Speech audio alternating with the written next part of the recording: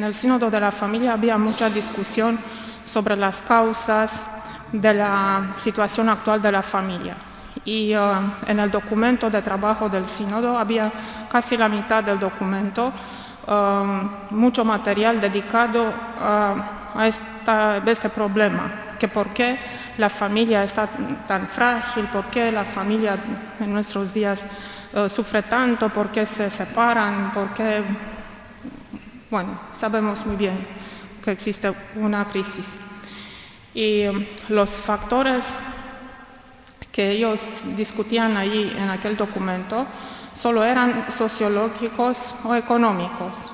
Se hablaba de causas de la crisis, que era pobreza o bien riqueza, es decir, consumismo, hedonismo, individualismo, y además causas ambientales, que el planeta se estaba calentando y por eso las familias se separaban. Además, bueno, migración, toda clase de factores, pero no se hablaba de espiritualidad. Y hubo una intervención que yo pienso que fue muy importante en el sínodo, la del metropolita húngaro greco-católico, el jefe de la Iglesia greco-católica de Hungría, Monseñor Filip Kocsis, que es arzobispo metropolita de la Iglesia greco-católica húngara. Él dijo esto, que los factores socioeconómicos no son la causa no son la motivación de los ataques contra la familia que estamos viendo en nuestros días. Él dijo que había que volver a la carta de San Pablo a los Efesios, donde dice que nosotros no tenemos lucha contra la carne y la sangre, sino que estamos luchando en contra de... Bueno, me van a disculpar porque yo no sé en español exactamente cómo es el fragmento, pero lo conocen ustedes. Que estamos luchando en contra de las fuerzas de la maldad, de las potestades, bueno, fuerzas de la maldad que están en lo alto, algo así. Que los ataques contra la familia venían del maligno y que había que decirlo muy claramente, que el sínodo tenía que decirlo claramente y no perderse en factores económicos, sociales, materiales, mundanos.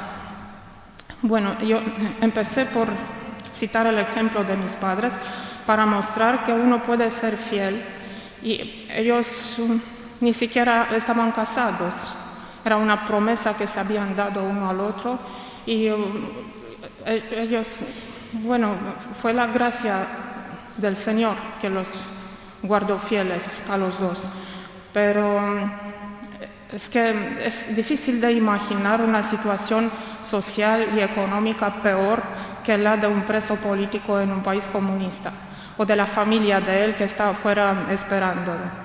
Es que es lo último, es el paria de la sociedad, es alguien que no tiene trabajo y cuando lo consigue lo conserva solo por 3 meses y luego lo echan en el momento en que se enteran de su, bueno, archivo, su situación, sus conexiones familiares. Y dije esto para mostrar que bueno, que se puede quedar fiel sin que importen los factores de la miseria material, la pobreza material y los factores bueno, sociales.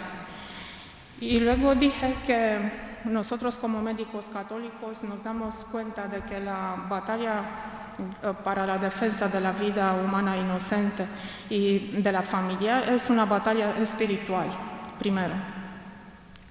Y que viniendo de un país comunista, para nosotros es importantísima la profecía de Nuestra Señora de Fátima.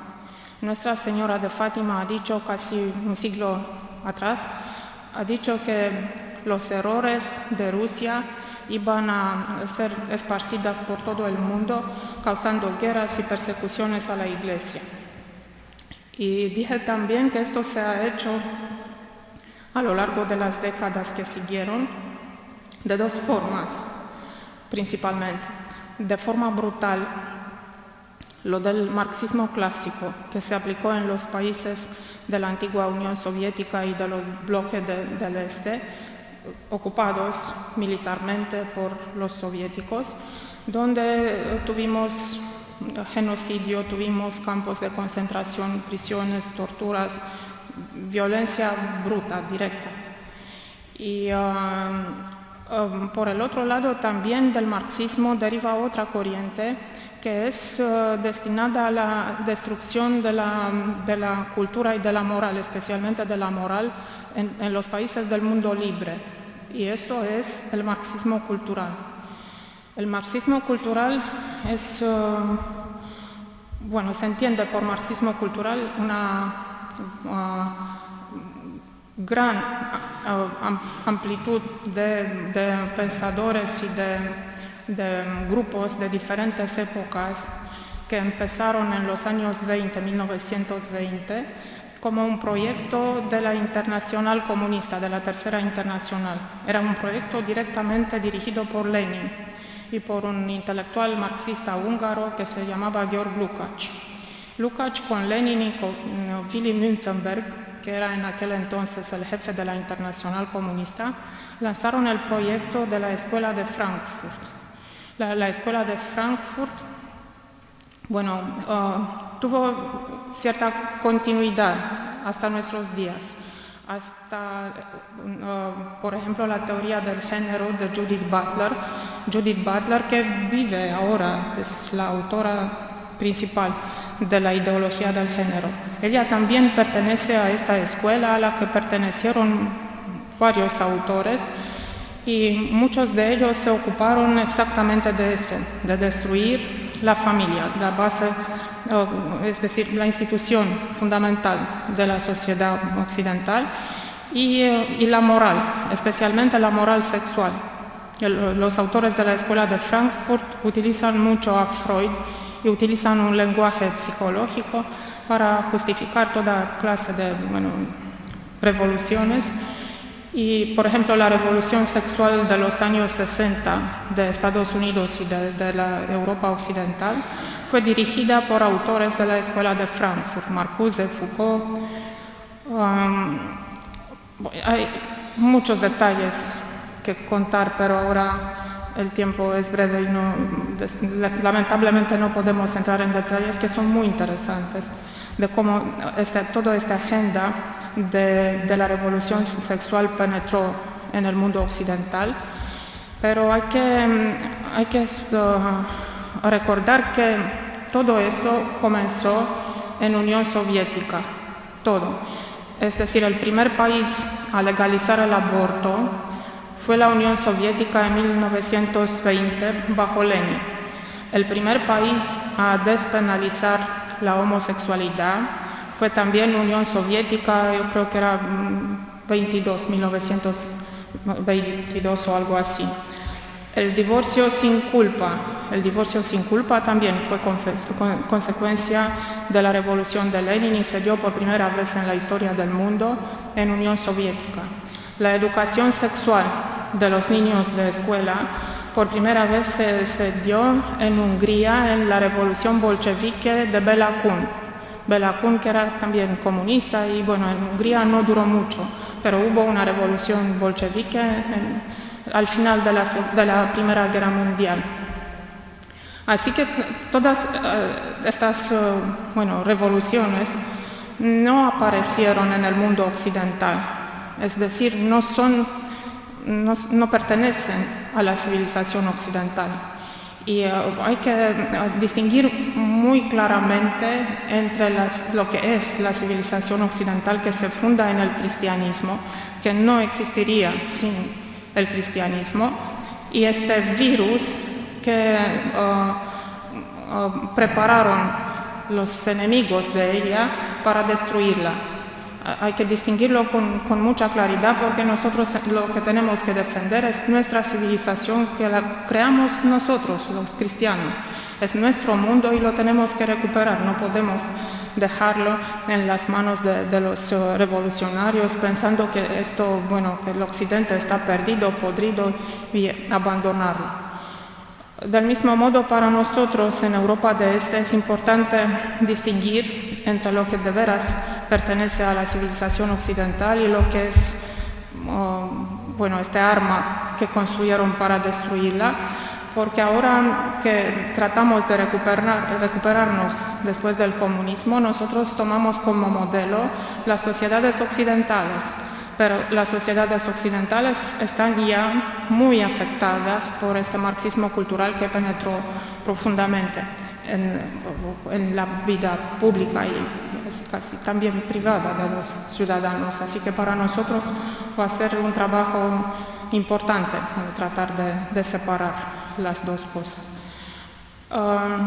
También tengo que volver un poco al marxismo cultural porque hay otra vertiente, otra corriente que no es exactamente la escuela de Frankfurt, sino es un autor italiano que no pertenecía a esta escuela, un comunista italiano, Antonio Gramsci, que también es muy importante cuando hablamos de marxismo cultural, porque fue él quien recomendó a sus compañeros comunistas que primero hicieran la revolución cultural y después la toma violenta de propiedad que es característica de las revoluciones comunistas. Lo que él decía era un poco el marxismo clásico pero invertido. La revolución se haría primero en la cultura y luego cuando todos los ciudadanos ya pensarían en los términos del marxismo cultural, ya era solamente una formalidad, simplemente una formalidad de declarar la República Soviética.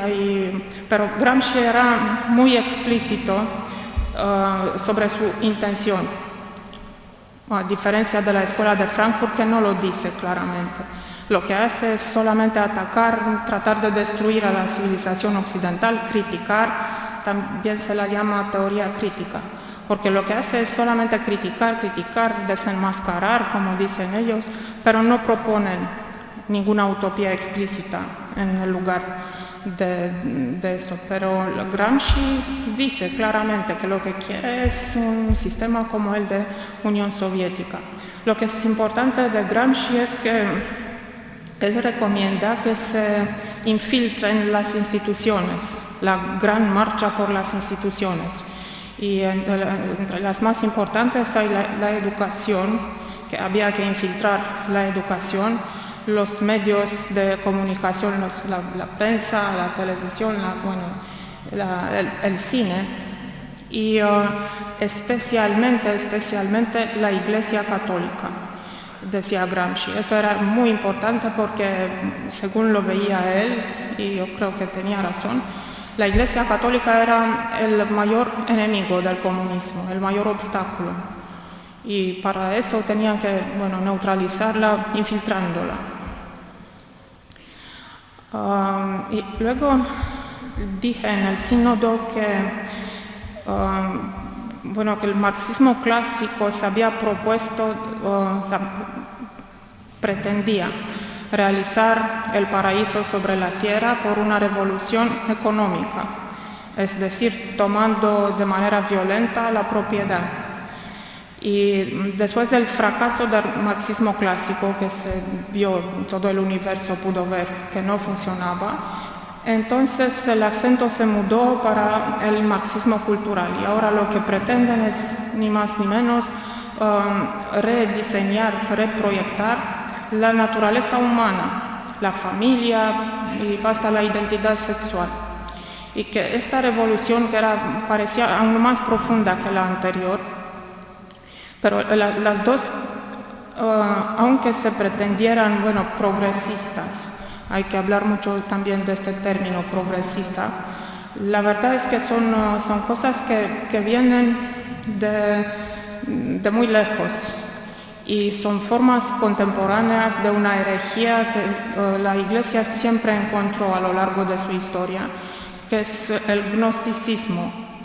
Hubo varias herejías gnósticas en la historia de la Iglesia desde los primeros tiempos, desde San Ireneo de León, que vivió en el primer siglo cristiano, primero y segundo siglo. Y Esta herejía, bueno, básicamente es una revuelta contra Dios, contra la realidad de la situación existencial del hombre en el universo. Lo que hacen los gnósticos es que consideran que la materia es algo malo y el espíritu es bueno, pero dicen que hay varias formas de herejías gnósticas. Esto es una descripción general, se puede entrar en detalles para ver cada una lo que decía, pero principalmente es esto, tienen un problema con este conflicto que ellos ven entre materia y espíritu.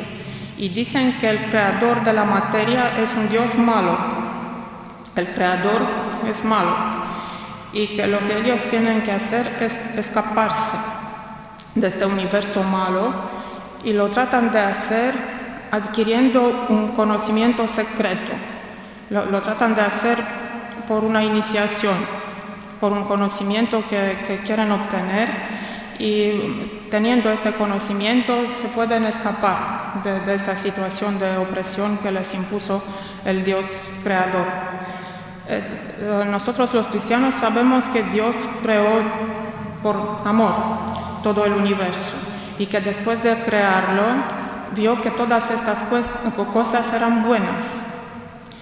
Y creó también al hombre y a la mujer, los creó según su imagen y su semejanza. Pero el mal entró en la historia por el pecado de los hombres. No es algo de la creación, sino viene del pecado de los hombres. Lo que pasa es que esta mentalidad gnóstica tiene mucho que ver con el pecado original, porque la serpiente lo que le propuso a nuestros padres, protopadres, fue que adquirieran el conocimiento, que comieran del fruto del conocimiento del bien y del mal, para volverse como Dios. Esa era la propuesta, y eso fue lo que hicieron. Trataron de tomar el control, dejaron de confiar en la palabra de Él, le desobedecieron porque trataron de ser como Él, trataron de sustituirlo de cierta forma. Y a lo largo de la historia de la Iglesia tuvo que enfrentar varias formas de esta herejía, culminando con las ideologías del siglo XX, especialmente el marxismo, también el nazismo, que ya no tenían ninguna promesa trascendente. Todo lo que prometían decían ellos, iba a cumplirse aquí en la tierra por medios humanos, que sean, militares, policiales, culturales, educativos, medicales, biológicos, pero la salvación es aquí en la tierra y no tiene nada que ver con Dios, ni con gracia, ni con...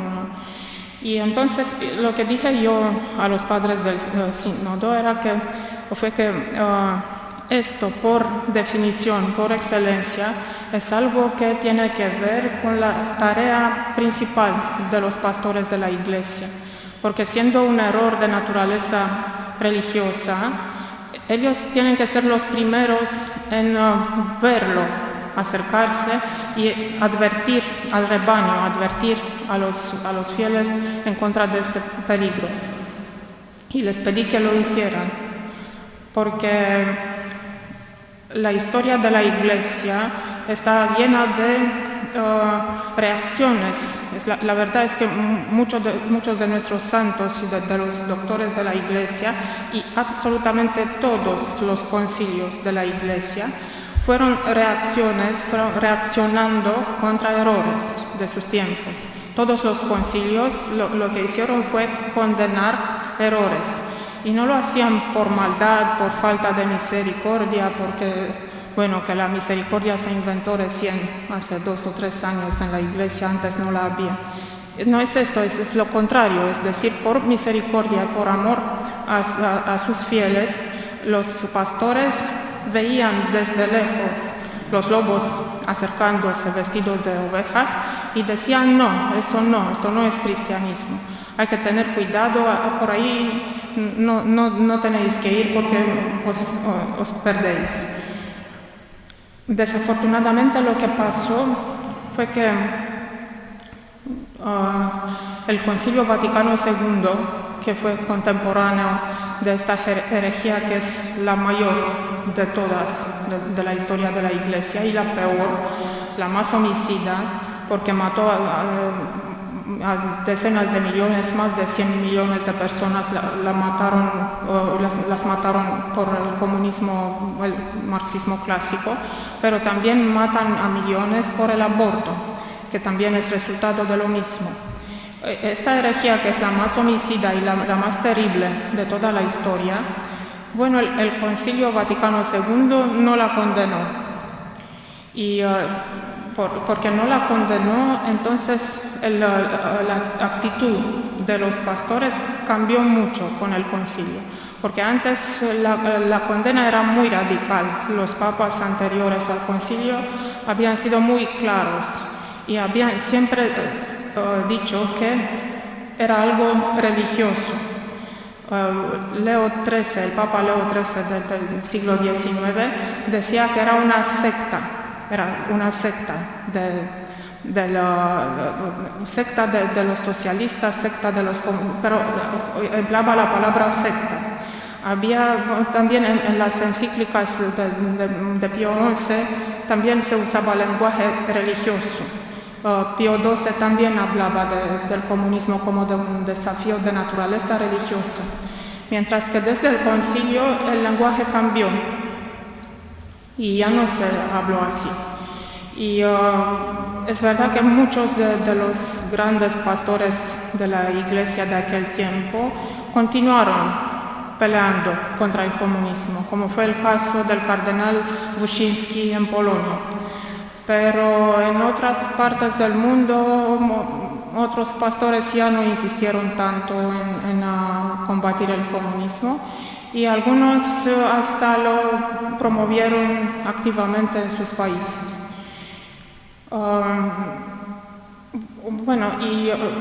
Ahora lo que quise también decirles a los padres del sínodo se refería un poco al lenguaje que se usa en la Iglesia. Y es porque los padres tienen que ser muy claros al utilizar palabras que que emplean también nuestros adversarios, que emplean también los que atacan a la fe y a la Iglesia. Y una de estas palabras es la libertad. Y lo que yo traté de decir fue que si el problema de esta revolución no es consecuencia de la libertad, sino de lo contrario de la libertad. Porque por libertad nosotros los cristianos entendemos la libertad del pecado, esto es libertad. Es no depender de Satanás, no tener nada que ver con él. Y la solución contra esta revolución tiene que ser una liberación, no un control de Estado, control del gobierno mundial. Porque hay muchos que dicen que si esto es fruto del individualismo, hedonismo, hay que poner controles. Pero lo que vemos nosotros es que los controles son aquellos que están imponiendo esta agenda. Porque la agenda lo imponen gobiernos y también lo imponen organizaciones internacionales, que cada vez tienen más control sobre la vida de diferentes países y de los ciudadanos. Y desafortunadamente hay muchos documentos de la Iglesia y muchos discursos de pastores de la Iglesia que apoyan la creación de un gobierno mundial y cada vez más atribuciones para tal gobierno. Y lo que vemos nosotros es que ellos son los que más imponen esta agenda de la revolución cultural. Y al final pedí en nombre de nuestra Iglesia, que sufrió tanto por su fidelidad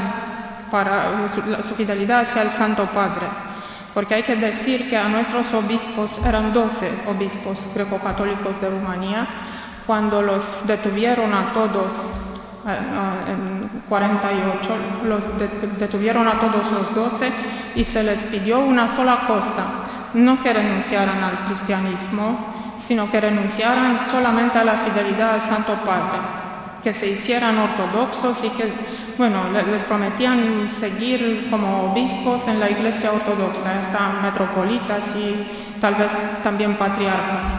Y lo que ellos hicieron fue negarse, pero rotundamente. Todos dijeron que no y ninguno de ellos traicionó al Santo Padre. Así que Pío XII, le citaron al Papa Pío XII diciendo que él había sido más afortunado que nuestro Señor Jesucristo, porque a nuestro Señor uno de los 12 discípulos lo traicionó, mientras que a él ninguno de los 12 obispos greco-católicos no lo traicionó. Y lo que ellos hicieron fue pedir a los fieles que no colaboraran en nada, que no colaboraran con el comunismo, lo que es como un salto en el vacío, porque ellos sabían muy bien que humanamente una iglesia que no tiene obispos, que no tiene sacerdotes, porque también a los sacerdotes casi a todos los detuvieron, que no tiene edificios, que no tiene lugares donde encontrarse, humanamente no era posible que sobreviviera. Pero gracias a Dios y gracias a su sacrificio y a su radicalismo, ahora nosotros tenemos una iglesia que es viva, que tiene conversiones, que tiene futuro, tiene vocaciones y tiene fe, gracias al hecho de que no hicieron ningún compromiso. Y entonces pedí, en nombre de este sacrificio, pedí que Roma ahora hiciera lo que tiene que hacer. Es decir, decirle al mundo que se convirtiera porque el reino de Dios se está acercando. Además que para nosotros el aniversario de la profecía de Fátima, que va a tener lugar el año que viene, hay solamente algunos meses que nos separan de 2017. Para nosotros esa es una fecha importantísima y creemos que necesitamos mucho de la ayuda de Nuestra Señora de Fátima para que el mundo se convierta antes de que sea demasiado tarde. Y al final dije que mucha gente, muchos rumanos que no son católicos, estaban rezando para el sínodo. Rumanía, como ustedes tal vez saben, no es un país católico. La mayoría de los rumanos son ortodoxos. Nosotros los católicos en Rumanía somos una minoría. Pero los hermanos ortodoxos respetan mucho a la Iglesia católica. Y lo querían muchísimo al Papa Juan Pablo II, que estuvo en Rumanía. Y en aquel momento hubo experiencias muy emocionantes, porque hubo centenas de miles de personas en las calles que no eran católicos, porque nosotros no podemos movilizar a tanta gente, y todos gritaban unitate en rumano, unitate, unitate, delante de los dos jerarcas que estaban sentados allí. Había una misa común con el patriarca ortodoxo Teoctis y Juan Pablo II, y en presencia de los dos jefes de las dos iglesias, los fieles gritaron unitate, unitate, muchas veces. Juan Pablo II quedó muy impresionado por eso y lo citó varias veces después. Es probablemente un caso único en la historia de la Iglesia, cuando los fieles les piden a los jerarcas que hagan la unidad. Así que en Rumanía hay mucho respeto para la Iglesia católica, pero los que siguen las cosas, los acontecimientos más de cerca, saben lo que pasó en el sínodo de 2014 y estaban muy preocupados los ortodoxos por nosotros, los católicos, y rezaban mucho para que la Iglesia católica quede fiel, que no deje entrar el espíritu del mundo, porque decían ellos que si la Iglesia católica deja las armas y cede al espíritu del mundo, para ellos va a ser imposible resistir. Bueno, así fue la historia de mi intervención en el sínodo. Yo les puedo decir como testimonio personal que yo fui muy preocupada. Cuando fui a Roma salí muy preocupada de Rumanía porque yo había seguido también los trabajos del sínodo de 2014 por internet, claro, pero sabía los ataques que se habían dado y pensaba que iba a acontecer lo mismo. La verdad es que sí que aconteció, pero yo pude convencerme de que la gran mayoría de los padres sinodales, como también de los auditores, eran fieles. Y los, así llamados progresistas, yo diría revolucionarios, eran algo que nosotros en Rumanía llamamos de minoría leninista. Es una minoría que está muy bien organizada, sabe muy bien lo que hace y lo tiene todo preparado, mientras que la mayoría,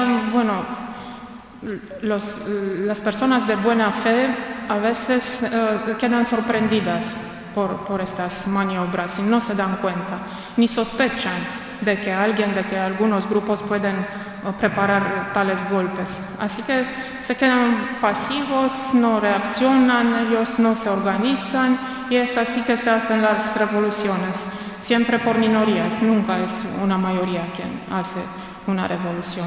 Y también fue en el sínodo, esa es minoría, claro que minoría y consciente del hecho de que eran minoría. Ellos tenían todo bien organizado, bien preparado, además gozaban del apoyo de lo más alto y también tenían muy buena exposición a los medios de información, tenían perfecto contacto con los periodistas, mientras que los demás padres sí tenían de vez en cuando con ciertos periodistas de sus países, pero no era lo mismo, porque la sala estampa estaba casi completamente dedicada a los que tenían la agenda de la revolución. Así que, no fue fácil, pero para mí fue una experiencia que fortaleció mucho mi fe en la Iglesia y volví aún más convencida de que las puertas del infierno no van a poder contra ella. Porque yo lo miro todo, casi todo desde esta perspectiva de la profecía de Fátima. Pero ustedes, lo hablamos hoy.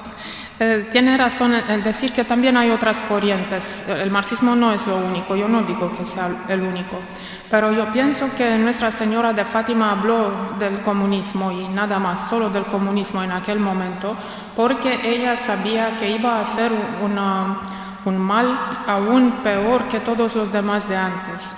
Y no solo que era un peor, sino que los integraba de cierta manera, los incorporaba. Los males, otras energías de antes, el gnosticismo masónico, las ideologías ateas, liberales, socialistas, toda clase de ideologías anticristianas, pero esto era aún peor, era como dicen los marxistas, un salto cualitativo. Es que todo lo demás, todo lo anterior estaba ahí, pero aún más agresivo. Y por eso los llamo de minoría leninista. Esto, puedo entender que puede haber objeciones. No insisto en que esto sea... yo creo que es una palabra que lo describe bien la situación.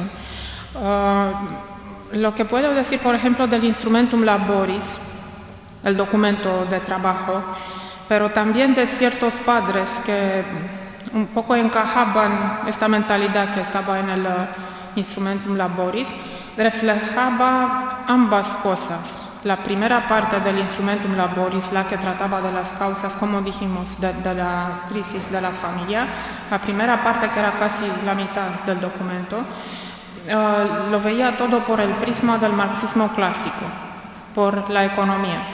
Mientras que la segunda y la tercera parte, ahí había los ataques de tipo marxismo cultural, en contra de Humane Vitae, en contra del matrimonio, porque había todo lo de los divorciados vueltos a casar y de darles la comunión a los divorciados vueltos a casar, de homosexuales. También se ocuparon mucho. Y los padres que tenían esta agenda insistían muchísimo en que se hablara de homosexuales y que fuera de manera positiva. Eso era un punto esencial. Y hasta en los demás puntos negociaron. Estaban dispuestos a negociar porque sabían que no iban a salir con la suya. Pero en eso de los homosexuales fue lo más firme, aún más firme que lo de la comunión para los divorciados. Y a mí me dio la impresión de que eso era la línea y de ahí no había marcha atrás. Ahí tenían que producir un documento que hablara positivo de homosexuales. Y el otro punto que, bueno, había muchos, pero yo resumiría en los 4 puntos de ataque, fueron estos. El cuarto era una propuesta del episcopado alemán, una clase de federalización de la Iglesia Católica. Es como, bueno, decíamos en broma, Bundesrepublik der Katholischen Kirche. Como República Federal de la Iglesia Católica, lo que proponían ellos era que la decisión, por ejemplo, en cuanto a dar o no dar la comunión a las parejas vueltas a casar, que fuera dejada al nivel de las conferencias episcopales locales. Y eso es lo que pedían los alemanes. De modo que, por ejemplo, uno podría tener la siguiente situación. En Polonia, que es, bueno, tiene frontera con Alemania, en Polonia esto es sacrilegio. Y la situación de las personas que están divorciadas y vueltas a casar se llama adulterio en Polonia, por los obispos polacos. Y si ellos comulgan, esto es sacrilegio, que añade más gravedad al pecado. Mientras que algunos metros más allá, al otro lado de la frontera, esto es simplemente misericordia, y nada más. Eso también era un punto de parte segunda y tercera y entre los padres sinodales que tenían cierta agenda se podían distinguir unos que eran más del primer, digamos, la primera sección y otros que eran más de la segunda. Por ejemplo, los alemanes. Los alemanes no eran, marxistas clásicos. Marxistas clásicos, digamos, había más bien de América Latina. Los trabajos de los grupos y también de las plenarias, se nos pidió que no habláramos de lo que era el trabajo interior del sínodo. Lo que pasó fue que, de cada semana de trabajo se publicaba un relatorio de cada grupo. Y así que ustedes los pueden ver en internet, todavía siguen en internet, en el site del Vaticano, los resultados, digamos, de las obras de cada grupo.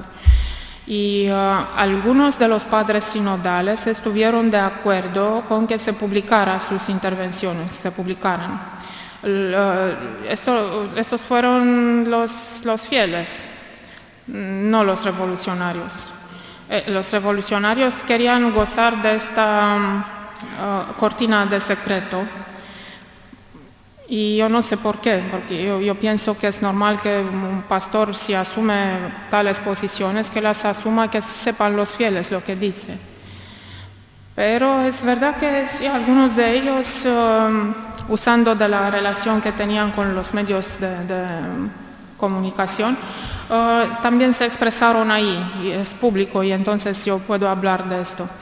Es que, por ejemplo, el arzobispo Coleridge de Australia, que era relator de nuestro grupo, dijo también a la prensa, y lo decía también en el grupo, que había que superar esta distinción típicamente católica entre el pecado y el pecador. Porque antes, decía él, esta división que hay que superar, antes, decía él, los católicos sabíamos que teníamos que querer al pecador y perdonarle, y aún a las personas que nos hacen daño hay que perdonarles y quererlas, pero hay que odiar el pecado. Y él decía que, bueno, eso ya no funciona, porque, por ejemplo, los homosexuales, no importa si les decimos que los queremos y que los acogemos y que no tenemos nada en contra de ellos, si nosotros seguimos diciendo que lo que hacen es pecado, ellos siguen ofendidos. Así que ya no funciona. Y bueno, ¿qué hay que hacer? Ahora vamos a renunciar al concepto de pecado, nada más. Lo que esto lo destruye todo, es decir, todo el cristianismo, porque nuestro Señor vino, se hizo carne y sufrió en la cruz, sufrió horriblemente en la cruz. ¿Para qué? Para salvarnos del pecado, ¿no? Que no, bueno, decíamos en broma que no vino a salvarnos del calentamiento del planeta o de desigualdad de presupuestos. Vino a salvarnos del pecado, que es una cosa muy seria. Es que también habló muchas veces en el Evangelio, habló muchas veces del infierno y del riesgo de la condena eterna. Así que todo eso, si le quitamos el pecado a la teología cristiana, la destruimos, ya no queda nada. Bueno, es de este tamaño el ataque, fue de este tamaño, es tan fundamental en el sínodo. Yo puedo dar ejemplos, ahora no pretendo ofrecer una lista de los, digamos, revolucionarios del sínodo. Como ya mencioné, hubo los obispos alemanes, casi todos, no todos, pero sí, que, bueno, se puede decir lamentablemente que la iglesia alemana era bastante compacta en esto. Además, bueno, de mi grupo yo puedo hablar más porque los conocí mejor. Había el cardenal Wörl de Washington, que aunque parezca equilibrado y conservador y bueno, no habla en voz alta, no levanta la voz, no parece agresivo, pero si uno estudia un poco su pasado, lo que hace en Washington, como da la comunión a los políticos que apoyan el aborto, como hizo con aquel padre que, bueno, hubo un padre católico que fue víctima de una provocación, una señora lesbiana muy conocida por esto y además budista, se fue a comulgar y el padre no le dio la comunión porque era notoriamente lesbiana y budista además, no era cristiana. Le negó la comunión y el arzobispo, el cardenal Wörl, le castigó al sacerdote. Yo sabía de esto, pero los padres del grupo no todos lo sabían. Y aunque, bueno, les puedo decir también, este grupo al que yo, bueno, llegué a parar en un grupo, yo no lo elegí. Yo solo, bueno, nos preguntaron por el idioma que preferíamos. Yo me había enterado de que los polacos que iban al sínodo iban a ir al grupo de inglés. Y entonces yo pedí inglés para estar con ellos. Yo buscaba aliados. Pero bueno, ellos fueron en otro grupo de inglés, así que no estuvimos juntos.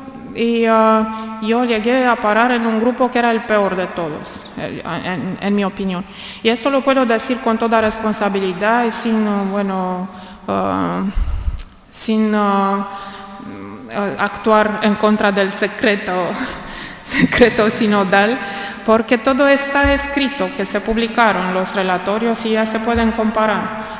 Los nuestros son los peores de todos.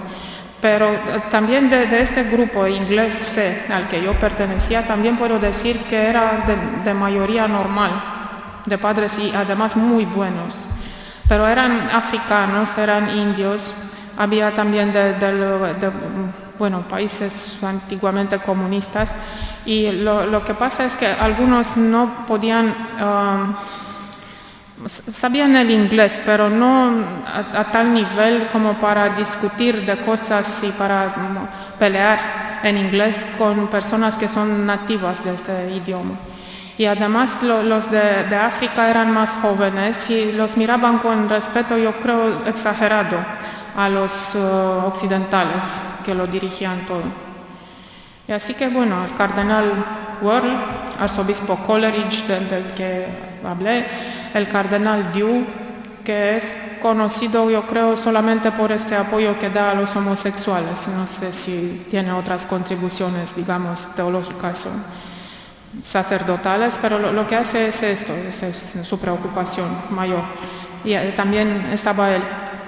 Y como bueno, ellos eran cardenales y los obispos, por ejemplo, de África eran jóvenes obispos, pero personas de fe muy profunda, se les notaba como en la cara como se iluminaba cuando hablaban de Cristo y como el nivel de preparación teológica que tienen es algo increíble, la calidad del nivel que tienen como teólogos. Y además vienen de países donde uno puede morir en cualquier minuto por su fe. Por ejemplo, de Nigeria, en cierto momento un obispo de Nigeria casi perdió la paciencia y dijo, bueno, ustedes están hablando aquí de trauma y familias traumatizadas y sufrimiento y trauma y víctimas y trauma, pero yo vengo de un país donde a uno por ser cristiano lo cortan en pedazos y en Nigeria no hay trauma. Es que los que quedamos en vida agradecemos a Dios porque nos protegió. Y los que murieron ya están gozando de la felicidad eterna con el Padre y son mártires y no pueden ser más felices. Así que en Nigeria no hay trauma. Yo no entiendo por qué ustedes están tanto hablando de trauma, de víctima, Sí, pero bueno, es así que les tenían mucho respeto a los que eran mayores, que eran cardenales y lo dirigían todo. Que ver también en lo político, en el nivel político, ahora los líderes del mundo occidental, la mayoría vienen del marxismo cultural, porque, por ejemplo, el presidente Obama de Estados Unidos, también así como la señora candidata del Partido Demócrata, Hillary Clinton, son discípulos asumidos de Saul Alinsky. Saul Alinsky es un autor importante del marxismo cultural, y es uno que escribió como un manual para los revolucionarios, Rules for Radicals, reglas para los radicales. Y la primera edición se la dedicó a Lucifer. Así salió la primera edición, se la dedicó a Lucifer, el primer rebelde de la historia, que además se ganó un imperio. Así era la dedicación que le hizo Saul Alinsky, que además era muy, se ocupaba mucho también de la Iglesia Católica. Se interesaba, trataba de ayudarla a progresar, a modernizar, a abrirse a la realidad no contemporánea. Alinsky también, ayudó a la Iglesia Católica. Y en Europa también hay lo mismo. La generación que está dirigiendo la Unión Europea son los de 68, de la Revolución de 68. Por ejemplo, y también no solo la Unión Europea, sino los estados. Por ejemplo, François Hollande es izquierdista y su referencia es esto, la Revolución de 68, ¿no?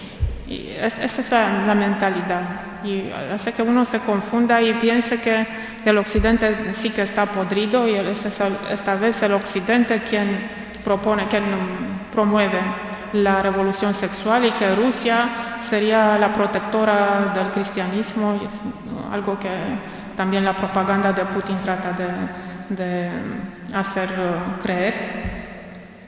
Y estamos en una situación donde Rusia no se convirtió, sigue exactamente igual, con unos cambios estéticos, es que cambiaron ciertos nombres, pero los que dirigen Rusia en este momento son personas que vienen de la KGB. No hubo ningún arrepentimiento, no hubo ningún pedido de perdón, no hubo ninguna justicia de los crímenes del comunismo, y todas las redes del mal, las estructuras del mal que habían construido en el mundo entero siguen en pie, funcionando.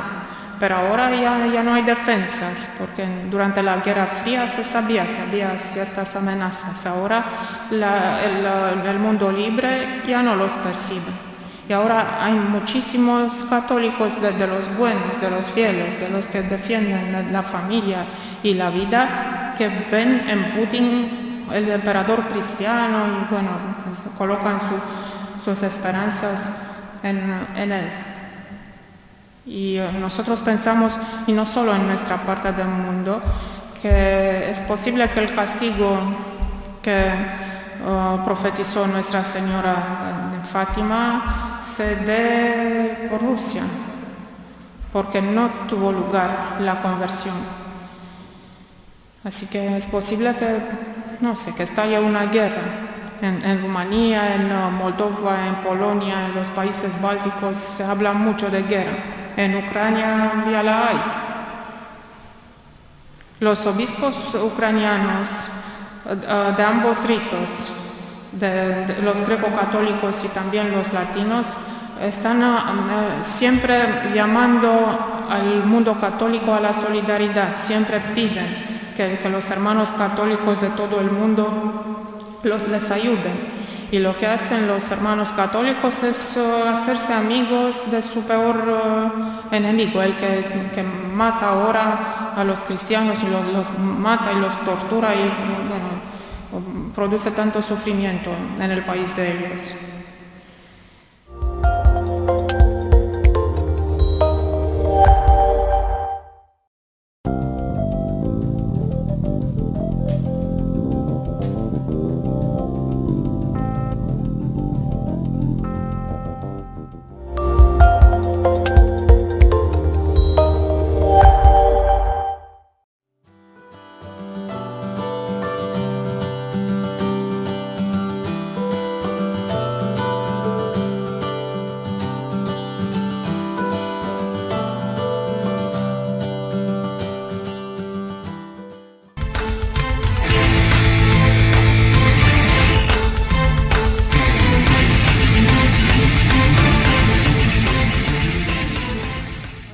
Sí, bueno, lo que dice el Papa de vez en cuando acerca de los homosexuales y los gestos que tiene con ciertas personas porque los invitan y se deja filmar con ellos para mostrar que bueno, los está recibiendo y las palabras que echa, por ejemplo, en el avión cuando se le pregunta algo sobre este tema y él dice, ¿quién soy yo para juzgarlos?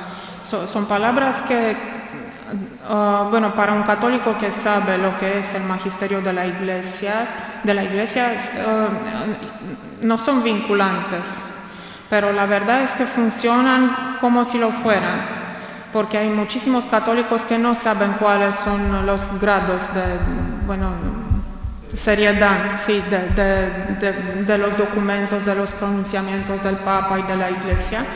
Y además hay un mundo entero de personas que no son católicas y que piensan que, bueno, ya la Iglesia Católica mudó de opinión y eso no es pecado.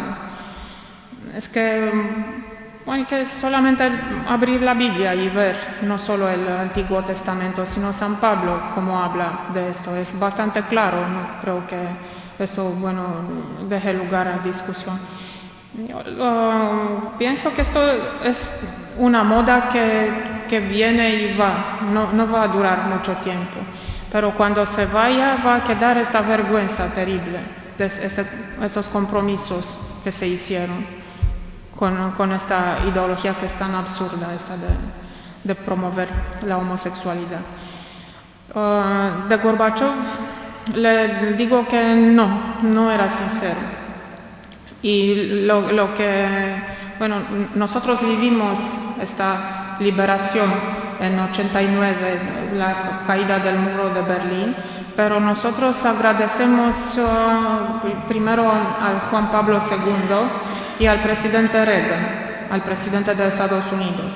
Lo que hizo Gorbachev fue salvar la situación, porque ellos sabían que su sistema económico no funcionaba y que habían perdido la carrera de los armamentos con los americanos, no podían continuar. Y así que tuvieron que hacer estos cambios cosméticos que además se habían discutido entre ellos desde la década de los 60. Y hay, por ejemplo, el libro de Golitsyn, Anatoly Golitsyn, que es un antiguo oficial de KGB que se fue a Estados Unidos y que contó en Estados Unidos, y publicó un libro en 83-84, profetizando que iba a haber perestroika. No la llamaba así, pero decía que iba a haber una apertura que sería falsa, una apertura falsa, de modo que los occidentales bajaran sus defensas y que la Unión Soviética iba a renunciar al papel dirigente del Partido Comunista, que era el centro de sus dogmas, iba a renunciar al marxismo oficialmente. También que iba a soltar los países del este de su control, lo que pasó con Rumanía y con otros países del este. Él decía esto en los años 80, mucho antes de que... es decir, yo creo que todas las profecías de Golitsyn, del libro de Golitsyn, se cumplieron. Algunas no de la forma en que las formuló él, porque tampoco los malos, tampoco KGB puede controlar completamente la realidad humana. Es que muchas cosas escaparon su control, es que salieron un poco del plan. Yo creo que también es importante que los cristianos sepamos esto, que los malos no lo controlan todo, porque ellos también son humanos, también cometen errores, tienen conflictos entre ellos, no les salen todos sus planes. No hay que tener ni miedo y ni tener tanto respeto a sus estructuras del mal, porque tampoco funcionan como quieren ellos. Pero eso de la perestroika, que fue un engaño, esto Golitsyn, yo creo que el libro de Golitsyn lo prueba, porque solamente es comparar lo que decía él con lo que pasó, es exactamente lo que dijo. Gorbachev, además, después de dejar de ser el jefe de Estado de la Unión Soviética, se dedicó a promover la agenda del nuevo orden mundial, y a eso se dedica su fundación. Su fundación se ocupa de ambientalismo y también se ocupa de la formulación de una nueva religión del planeta, una religión tolerante que no tenga dogmas como el cristianismo y que se funde en esto, en ecología, en ambientalismo, feminismo. Es algo muy peligroso lo que está preparando, y tiene mucho apoyo, tiene muchísima financiación, mucho poder financiero, y además lo apoya a Putin. Es que están funcionando siempre juntos, es que al dedicarse a promover la agenda del marxismo cultural, Gorbachev no dejó de ser un fiel discípulo de Marx, Engels, Lenin. Es lo que hacen. Esto es una nueva etapa de la revolución leninista, y esta vez es mundial. El proyecto del nuevo orden mundial es algo que nosotros estudiamos en la escuela, en el comunismo. Nos decían que era algo positivo, que era un proyecto comunista y que había que cumplirlo. Es lo que está pasando ahora. Por ejemplo, si llamamos liberalismo a la ideología de la Revolución Francesa, sí que tiene mucho que ver. Pero yo lo que dije es que lo incorpora, el comunismo lo incorpora y lo hace aún más agresivo. Si entendemos por liberalismo solo la economía de mercado, la libertad de mercado, entonces no funciona así. Es que no es por la libertad de mercado que la revolución sexual se está propagando. Puede ser que si las personas solo se limitan a lo corporal y a lo material y no tienen la dimensión espiritual, no tienen defensas. Y es algo que favorece, pero no es la causa de la revolución sexual. Lo que pasa es que, según dice un intelectual polaco que yo respeto mucho, que se llama Bronisław Wilstein, Después de la caída del muro de Berlín, después del fracaso tan evidente del sistema socialista económico, hubo cambios de los dos lados y los socialistas ahora tampoco insisten tanto en el control centralizado de la economía. En este momento no insisten tanto, aceptan que debe haber cierta libertad económica. Mientras que los liberales ahora aceptan mucho control del Estado. Y como los liberales no tienen lo que llaman los marxistas superestructura, es que ellos no piensan, solo piensan en economía y en leyes de mercado y todo eso, pero no tienen, digamos, religión. Tal vez soy injusta porque hay liberales que sí tienen fe. Pero el liberalismo en sí como corriente, digamos, política, no hace referencia a nada más arriba del mercado. Y entonces ellos como no tienen religión y los comunistas tienen, porque esto lo que ellos practican es una clase de falsa religión, pero es un fenómeno de naturaleza religiosa. Entonces es como si los absorbieran. Y los liberales están siempre al lado de ellos. Y uno puede ver cómo votan. Los liberales, por ejemplo, en la Unión Europea o en otros países también, votan siempre al lado de los revolucionarios. No sé si es la agenda de ellos, es más bien que se sienten intimidados porque ven que aquellos tienen su fe, lo que es una falsa fe, pero es una fe, y ellos no la tienen y tratan de, mantener el paso. Yo no creo que el liberalismo sea nuestro enemigo. Yo tampoco soy liberal, tampoco voto liberales. No es que les tenga simpatía, sino que yo no creo que de ellos venga el ataque. No, es algo mucho más profundo, es algo religioso. Y ellos no tienen esta dimensión, no son capaces de verlo así. Sí, es verdad que, los liberales que usted menciona, los ideológicos, ya hace mucho que se convirtieron al marxismo. ¿Quiénes son los que promueven el marxismo cultural en Latinoamérica? Son las izquierdas, son los antiguos terroristas de las décadas de 60 y 70, depende del país. Pero, por ejemplo, tenemos Uruguay. En Uruguay es Mujica. Mujica es un antiguo terrorista, asesino, es decir, violento, brutal. ¿Qué más ejemplos? Es que no son liberales, no son promotores del mercado y son personas que antes pertenecían a las guerrillas violentas.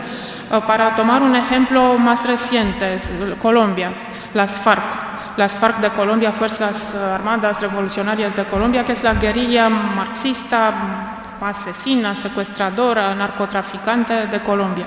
Y hace poco el presidente Santos negoció con ellos en Habana, en Cuba, un acuerdo de paz, lo que llamaban acuerdo de paz.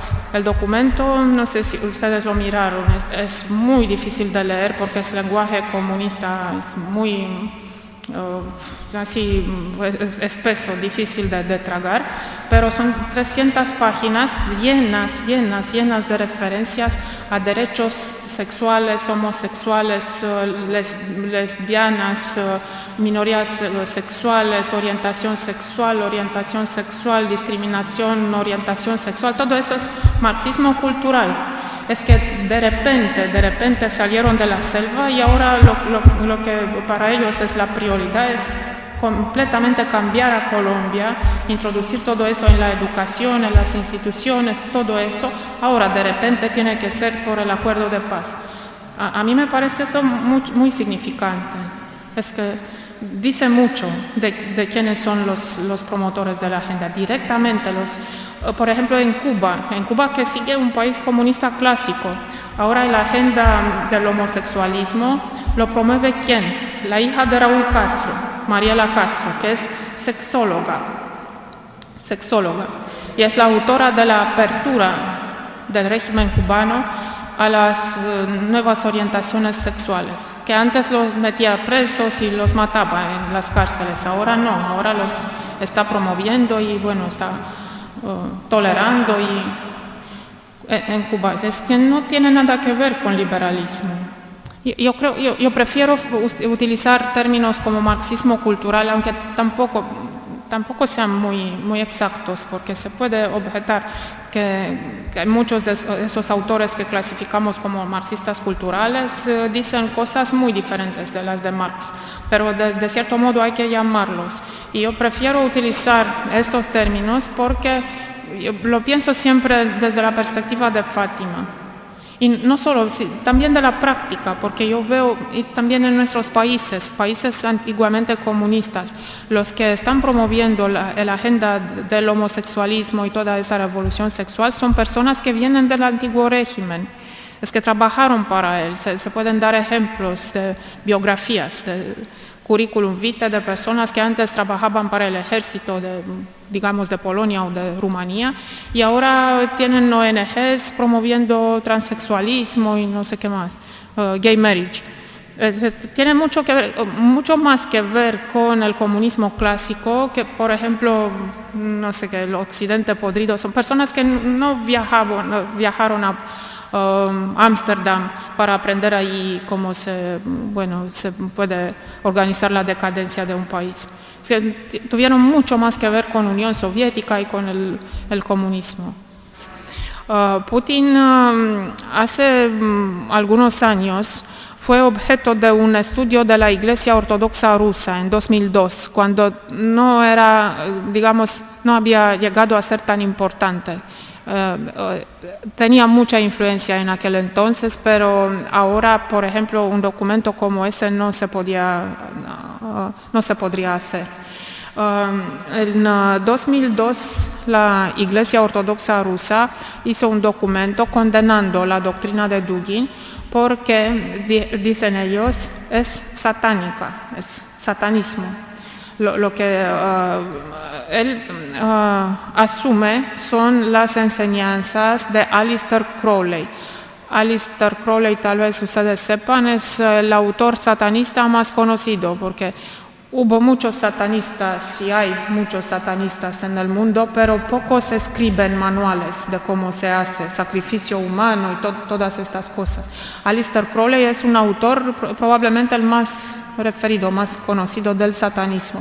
Y Dugin dice abiertamente, sin ninguna vergüenza, que es adepto de él. Y pues ese es el primer punto, que es satanista. Pero también hay otros problemas. Dugin es también discípulo de René Guénon. René Guénon es un gnóstico islamista, antiguo cristiano, convertido al Islam, un Islam gnóstico. Y Dugin también es discípulo de él, y lo que es bastante incompatible, ¿no?, con el cristianismo.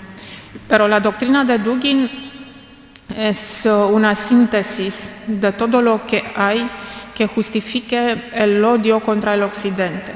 Todo lo que él toma tres fuentes importantes para su doctrina, que es el bolchevismo, el comunismo, el nazismo, y la tercera cosa es, dice tercera internacional, tercer Reich, el nazismo, y tercera Roma, porque él dice que no solo él, es una tradición, dicen muchos rusos que Moscú es la tercera Roma. Y es decir, ellos piensan que son los sucesores de Bizancio, de Constantinopla, y que ahora que Roma cayó en la herejía, cayó Constantinopla ocupada por los turcos, y ahora es Moscú la que mantiene la fe y es la tercera Roma. Pero lo que Dugin entiende por ortodoxia, él lo dice en una entrevista en 1988, dice que para él ortodoxia es todo lo que es contrario al catolicismo. Para él la definición de lo ortodoxo es anticatólico. Y también incluye elementos paganos, ocultistas. Lo importante es que sea todo anticatólico. Y Dugin desde 2002 escribió cosas aún más raras, aún peores que las que formaron el fundamento de esta condena, pero ahora la Iglesia Ortodoxa Rusa ya no lo condena. Y hace 2 años, por ejemplo, existe en YouTube un pequeño film cuando Dugin está invitado por el metropolita Hilarión. Metropolita Hilarión, que es número 2 de la Iglesia del Patriarcado de Moscú. Después de Kirill es Hilarión. Hilarión también estuvo en el sínodo en 2014, en 2015, es como un ministro del exterior del Patriarcado de Moscú. Hilarión tiene una emisión en una televisión, una cadena especial de la Iglesia, y lo invitó a Dugin y hablaron así como amigos, le llamó por el nombre, sí, Alexander Gelevich, ¿qué es lo que piensa usted sobre cristianismo, sobre conservadorismo? Alexander Gelevich daba su opinión ahí. Es que los pastores que antes habían advertido contra las enseñanzas de Dugin ahora pensaban que, bueno, el lobo se había vuelto vegetariano, ya no era. Lo que pasa es que lo grave es que Dugin pasa muy fácilmente desde un nivel al otro. Y hay frases en las que habla de una manera, digamos, metafórica, y dice que el occidente es el país de las tinieblas, el oriente es el de la luz, el occidente es el infierno, el oriente es el cielo. Y luego pasa a lo concreto y dice, y por eso hay que destruir al occidente, hay que utilizar todas las armas en contra del occidente, tenemos que aliarnos con el Islam, tenemos que utilizar el paganismo, tenemos que utilizar el ocultismo. Eso se vuelve muy concreto y, bueno, a veces, muchas veces dice que Rusia tiene una misión de salvación de la tierra, pero esta salvación tiene que pasar por la muerte. Es como un chamán de un culto de la muerte, pero el problema es que es el ideólogo principal de un régimen que tiene armas nucleares y que es agresivo, porque muchas veces empezó guerras en contra de otros países. Así que, bueno, nos acercamos al aniversario de Fátima y es por eso que nosotros siempre miramos a Rusia como la fuente del peligro más importante. Contándoles una historia. Hubo un general de la Securitate rumana, que era la policía política, la policía del Gestapo, digamos, comunista de Rumanía, la KGB rumana. Ese general era el número 2 de la Securitate, muy cercano al dictador comunista Ceausescu. El general se llama Pacepa, vive todavía. En cierto momento él decidió cambiar de campo y se fue a Estados Unidos y reveló muchos secretos de la KGB y de la estrategia de los dirigentes comunistas del este, lo que ayudó mucho en la Guerra Fría, porque tenía mucha información, sabía muchas cosas. Entre otras cosas, así al pasar voy a mencionar el hecho de que él dijo que la teología de la liberación la hicimos nosotros. Es una operación KGB 100%, no tiene nada que ver con teología. Además habló mucho de la campaña de calumnias en contra de Pío XII, del Papa Pío XII. Él dijo que, bueno, fuimos nosotros que lo hicimos, 100%. Otra cosa que reveló Pacepa fue que al final de la década de 1960, él fue a visitar a Andropov. Andropov en aquel entonces era el jefe de KGB. Luego, más tarde, también fue jefe del Estado, primer secretario del Partido Comunista de la Unión Soviética. Pero en la década de los 60 y mucho tiempo, la verdad es que reinó mucho tiempo sobre la KGB, un personaje muy inteligente, pero mefistofélico. Toda su sutileza e inteligencia la utilizaba para fines males. Y lo que le dijo a Pacepa era que habían decidido utilizar el potencial enorme de violencia que tiene el Islam. Y para este fin iban a convencer a la opinión pública usando de agentes, multiplicando hojas de papel, no sé, en árabe, en todos los países árabes. árabes en contra de Estados Unidos, especialmente de Estados Unidos e Israel, pero también de Europa Occidental. Porque, decía Andropov, no tiene sentido que gastemos esfuerzos y efectivos y dinero si ellos pueden hacer ese trabajo, porque son países primitivos con sociedades sin educación y pobres, y es fácil de hacerlos creer que su pobreza y toda su miseria, todo su sufrimiento se debe a los judíos que controlan todo en el universo y que es especialmente Estados Unidos y el Occidente. Lo que objetivamente no es así, porque los soviéticos hicieron sufrir muchísimo a los musulmanes de Unión Soviética, porque hay millones de musulmanes que viven en Asia Central, en el Cáucaso, y los comunistas los mataron a muchos de ellos, los deportaron, les destruyeron sus mezquitas, les prohibieron practicar su religión, educación, todo eso. Es que ellos tienen muchas más razones de odiar a Unión Soviética que de odiar al Occidente.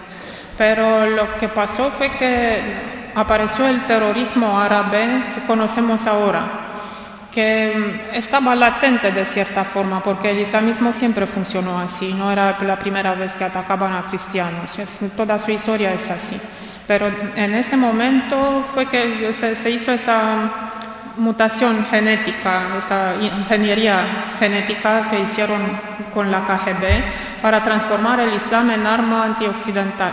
Y es lo que vivimos ahora, son las consecuencias de esta mutación.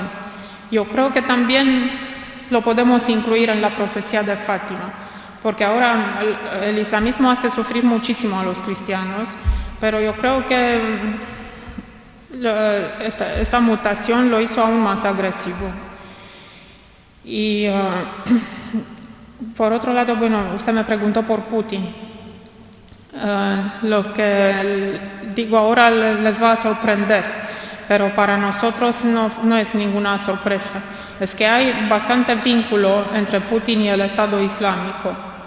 Es que él tiene evidentemente una alianza con Assad, con Bashar al-Assad, esto es oficial, pero por el otro lado del combate, con él también tiene vínculos, porque los generales del Estado Islámico vienen del régimen de Saddam Hussein, y Saddam Hussein estaba completamente integrado en este sistema comunista, y los servicios secretos de Saddam Hussein eran parte de esta red.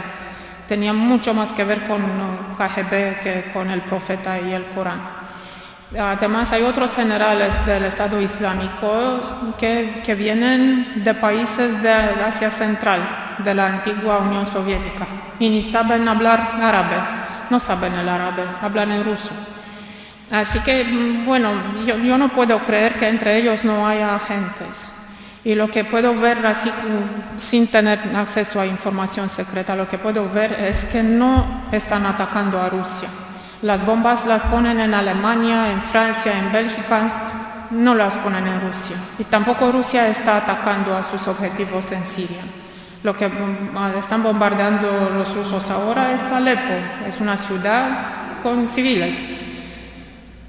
Así que, bueno, eso para nosotros que vivimos ahí en la Europa del Este y tenemos la experiencia del contacto con los rusos, no es una sorpresa ver que ellos suelen hacerlo así. Tienen los dos elementos que se enfrentan, contienen cosas, es decir, ellos están vinculados a los dos campos. Y, por ejemplo, lo que hacían en Afganistán, cuando controlaban el Afganistán, había muchísimas fracciones que de veras se peleaban entre ellas, pero todas, a excepción de una sola, todas estaban controladas por KGB, era como un laboratorio, a ver cómo funciona, cómo se matan, pero se mataban de veras. Nosotros pensamos que, bueno, algo parecido acontece en la política de muchos países occidentales, que ahora, por ejemplo, tomemos Francia. El presidente François Hollande es muy prorruso, muy pro-Putin, siempre insiste en que se suspendan las sanciones, pero la oposición, Frente Nacional, es aún más pro-Putin y financiados por Rusia, porque salieron pruebas de que el dinero que tiene el Frente Nacional lo tienen de Rusia. Y en Estados Unidos, en la reciente elección, Hillary Clinton tenía mucho que ver con Rusia. Es la autora de la política del reset con Rusia.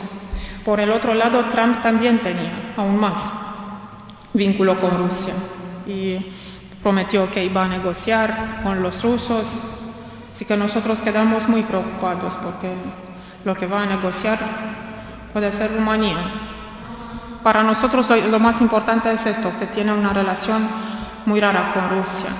Es que prometió negociar con Putin y además los asesores que lo rodean son personas que habían trabajado, uno para Gazprom, otro para el dictador de Ucrania, que era amigo de Putin, Yanukovych. Es decir, es bastante anormal que un candidato a presidente americano tenga alrededor de sí solamente personas que tienen tanta relación con Rusia. Porque hay muchas empresas de PR, muchos expertos. ¿Por qué tiene que emplearlos a estos que tienen tanto que ver con Rusia? Ahora queda para ver si las instituciones, los demás, es decir, el Congreso, el Senado, las instituciones americanas pueden de cierta manera limitar esta simpatía que él tiene para Rusia, pero para nosotros es muy preocupante. Porque así como, por ejemplo, en el caso de Ucrania, Estados Unidos no hicieron lo que debían hacer para apoyar a los cambios en Ucrania. Pero así de malos como fueron los gobernantes Obama con Hillary Clinton de secretaria de Estado, hicieron más que Europa, hicieron más que la Unión Europea. Porque lo único que hacen Merkel y Hollande es ceder. Para ellos es muy simple, vamos a cortar Ucrania en pedazos, otros pedazos, Minsk 1, Minsk 2. Es que los americanos fueron más firmes. Y ahora si van a ceder, ahora sí, porque Trump dijo, que no sé exactamente cómo dijo, pero dijo algo así que Ucrania él la va a dejar a que lo solucionen los alemanes. Si es que lo solucionan los alemanes, entonces Ucrania está perdida. Y eso es muy mala noticia para nuestros hermanos y muy mala noticia también para nosotros, porque es un país muy grande. Y si vuelve bajo la influencia de Rusia, Rusia sí que puede ser otra vez un imperio. Sin Ucrania no lo puede ser, no puede recuperar el imperio. Trump también financió, de vez en cuando hizo donaciones a Planned Parenthood, también a la campaña de Clinton anterior. Tampoco es conservador. Pero hay Mike Pence, que es el vicepresidente que eligió, que es más conservador, y utilizó una retórica bastante conservadora en las elecciones. Lo que no le quita esto, la inclinación para entenderse con Putin, lo que es muy peligroso, porque la verdad es que materialmente la única fuerza que puede detener a Rusia son Estados Unidos. Y si él retira las tropas americanas de Europa, entonces vamos a tener guerra en Europa. Es una ley de la física. De siempre que se retiran los americanos hay guerra. Es así que funciona, siempre fue así. Cuando, por ejemplo, lucharon por la paz en Vietnam, los americanos se fueron y luego vino Camboya y mataron a 3 millones de personas. Y los ejemplos abundan. También lo de Oriente Medio, porque se retiraron de Irak, se retiraron de Afganistán y ahora matan a los cristianos. Porque mucha gente, entre otros católicos, lucharon por la paz. Y ahora también luchan por la paz, se alegran de que los americanos se marchan de Europa y vamos a tener guerra. Es así, la palabra paz también tiene dos sentidos que son opuestos. Es la paz como la da Cristo y la paz como la da el mundo. Y muchas veces los cristianos se confunden y aceptan el sentido de las Naciones Unidas, como definen la paz. A mi padre lo encarcelaron en tiempos de paz y mataron a 200 miles de personas en Rumanía, los mejores, nuestros héroes, nuestros modelos, nuestros maestros, los mataron en tiempos de paz, no en la guerra. En la guerra sí que perdimos muchos rumanos, pero perdimos mucho más en tiempos de paz. El libro de Ricardo de la Sierva, Las puertas del infierno, que es en español, que es muy serio, muy bueno, y habla de esta infiltración. Pero hay varias fuentes que no son católicas, que hablan de lo mismo. Y, por ejemplo, hay testimonios, hay un autor polaco de origen judía, y que se convirtió en los campos de concentración de Unión Soviética, se convirtió al catolicismo. Alexander Watt, un poeta importante, un poeta polaco, pero muy importante, es de los mejores del siglo XX, escribió un libro de memorias que se llama Mi siglo, no sé si existe en español, My Century, Mi siglo. Y en ese volumen él explica que él, como era conocido como poeta y conocía muy bien a la cultura polaca de su tiempo, cuando estuvo encarcelado, los oficiales de KGB le pedían detalles sobre la vida cultural polaca, que no tenía nada que ver con guerra, nada que ver con intereses militares, lo que les interesaba, pero eran cosas de gran sutileza. De los poetas, de los grupos, de cenáculos literarios, de corrientes, de influencias literarias, de tradiciones. Y él al principio se dejó llevar porque no entendía a dónde iba todo esto. Y le parecía que sí, que bueno, eran jóvenes los oficiales y tenían interés en cultura, y él se sentía como un poco un profesor y les daba clases y le gustaba esto. Y finalmente se dio cuenta de que era un juego muy peligroso y que lo iban a utilizar para los proyectos más amplios de infiltración de la cultura. Y eso es lo que dice él, pero hay también otros, completamente de otros continentes, otras situaciones que dicen lo mismo. Whittaker Chambers en su volumen es un antiguo comunista de Estados Unidos de las décadas de 20, 30. Él en cierto momento se convirtió, volvió a la fe cristiana y escribió un libro así de grande que se llama Testimonio, Witness, Whittaker Chambers.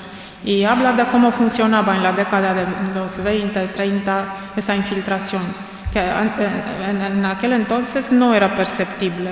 Había muy pocos que se daban cuenta de cómo funcionaba. Eso era el principio. Sin entrar en detalles, el esquema fue así, que pidieron en el Vaticano que recibieran a dos jóvenes, que querían hacer un estágio, trabajar en la Biblioteca del Vaticano, en la parte del fondo secreto. Y el Vaticano les concedió, sí, el permiso. Es bastante abierto, no es difícil de hacer. Y lo que hicieron eran agentes, lo que hicieron fue meter papeles ahí, introducir documentos en varios archivos que existían. Ellos no iban para informarse, iban para meter cosas que no existían antes, para meterlas en los archivos. Y luego vinieron otros investigadores y encontraron los papeles. Y luego dijeron que, encontramos pruebas en el archivo secreto del Vaticano, como que Pío XII tenía que ver con Hitler. Hubo otro equipo el que encontró. Y también hubo uno que, en Alemania del Este, que escribió una pieza de teatro, una obra de teatro sobre Pío XII, y es así que se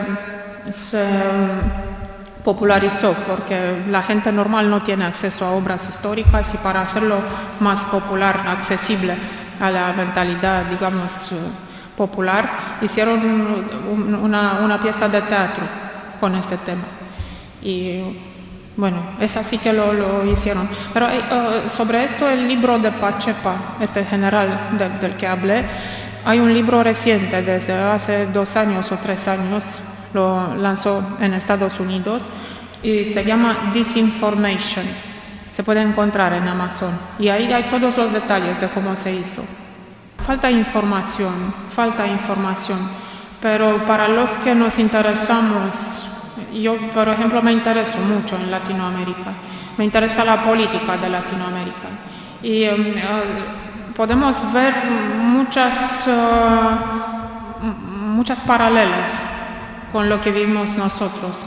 Porque nosotros, como ustedes también, fuimos víctimas del comunismo, del terrorismo, digamos, pero en nuestro caso era terrorismo de Estado. En Latinoamérica hubo guerrillas y ataques terroristas, digamos, no vinculados directamente al Estado. Y lo que pasa es que estos crímenes son como un capital desde el cual ellos ahora se permiten proponer la revolución cultural. Es que el hecho de que estos crímenes no hayan sido denunciados y punidos, esto permite que se propaguen los errores de otra forma. Es que tampoco en nuestros casos, en nuestros países, han metido presos a los criminales. Es como si cierta clase de crímenes está más allá de la justicia. Si, por ejemplo, un asesino privado, digamos un asesino en serie, viola y mata a 10 mujeres, él va preso, lo juzgan y lo meten preso. Pero si un oficial de la seguridad viola y mata a 10 mujeres, este tipo de crimen no es punible y no hay casi nadie en la cárcel por eso. Así que esto deja huellas profundas y no se trata de venganza, sino se trata de una justicia que sea visible para la sociedad. Porque si sigue esta confusión y si los asesinos siguen viviendo como ciudadanos normales entre nosotros, esto es un efecto tóxico moral para la sociedad. Y desde ahí, hay muchísimas consecuencias. Otra cosa que, noté yo, pero hablamos de esto también en Rumanía, es que vimos que, no sé de dónde empezar. Yo, por ejemplo, hice un experimento, digamos, personal. Fui a visitar todos los sites de internet de todas las conferencias episcopales de Latinoamérica. Y lo que vi ahí era lenguaje marxista clásico, marxista cultural. Se hablaba solo de justicia social, de ambientalismo, de indigenismo, tercermundismo, toda clase de cosas que yo conocía muy bien de mi país y de mi experiencia con el comunismo. Y había muy poco, casi nada sobre Dios. En la de Cuba había oraciones a la Virgen, eso sí, había en Cuba. Y eso es muy preocupante porque los fieles que siguen con los ojos puestos en la iglesia para saber qué hacer, ellos ven este lenguaje en la iglesia y luego lo ven al mismo tiempo en los programas de los partidos comunistas, que ahora ya no se llaman comunistas, pero los antiguos guerrilleros dicen lo mismo. Ellos tratan ahora de feminismo, ambientalismo, indigenismo, orientaciones sexuales, todo eso. Y coincide con el idioma de la iglesia. Y así que hay muchísima gente que por conservadores, por fieles a la iglesia, por cristianos, siguiendo la iglesia, obedeciendo a la iglesia, ahora votan para el marxismo cultural. Es un efecto perverso. Es lamentable. Yo creo que ya es bastante tarde y no voy a abusar más de su tiempo aquí. No, al contrario. Creo que ha quedado clarísimo que el peligro inminente y anunciado por la Virgen de Fátima, acaba de decir la doctora, es que Rusia ha expandido sus errores por el mundo y las conferencias episcopales de Latinoamérica tienen una orientación francamente marxista y que el marxismo, mucho más que una doctrina política, es una religión anticristiana y que supera e incluye los errores anteriores del liberalismo, del marxismo, están resumidos en esta política marxista y dentro de su estrategia ese lenguaje ambiguo, Putin se muestra como convertido y como amigo cuando en realidad es el lobo que nos quiere destruir. Vamos a aplaudir fuertemente al valiente testimonio de la doctora.